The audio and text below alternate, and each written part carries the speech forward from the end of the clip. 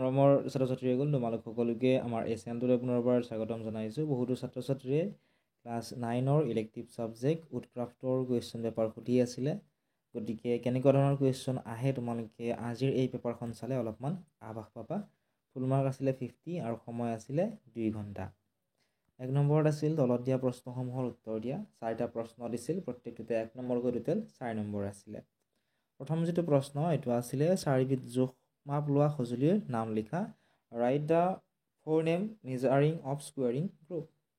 2 নম্বৰটো আছিল আহৰ পোনে পোনে ব্যৱহাৰ কৰা কৰতখনৰ নাম কি? What is the name saw for use along the grain. 3 নম্বৰত আছিল হেকচ কাক বোলে? What is called hex.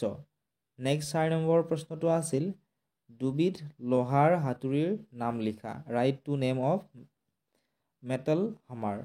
Question number 2 আছিল ছবি আঁকি ৰিপচৰ বিষয়ে লিখা। Sketch and describe. Next question number 3 আছিল ট্ৰাই স্কোৱাৰ কেইপ্ৰকাৰৰ?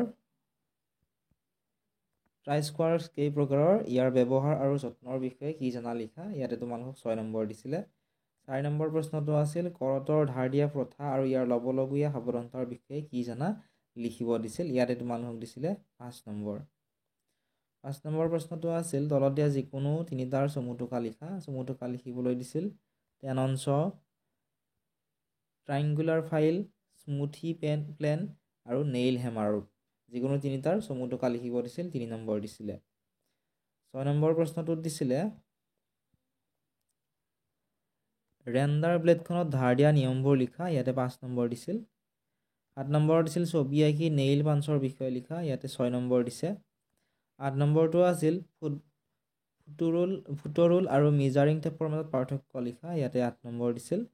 9 নম্বৰত দিছিলে প্ৰেক্টিকেলত 50 নম্বৰ আছিলে।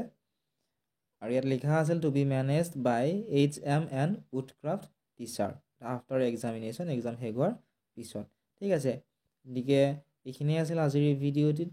তোমালোকক যদি ইয়াৰ PDF লাগে তোমালোকে আমাৰ হোৱাটছআপ চেনেলত জইন কৰি ল'ব পাৰা বা স্ক্ৰীণত দিয়া হোৱাটছআপ নম্বৰত মেছেজ কৰিবা, আমি তোমালোকক কুৱেশ্যন পেপাৰখন দি দিম। চেনেলটো যদি ছাবস্ক্ৰাইব কৰা নাই ছাবস্ক্ৰাইব কৰি দিম।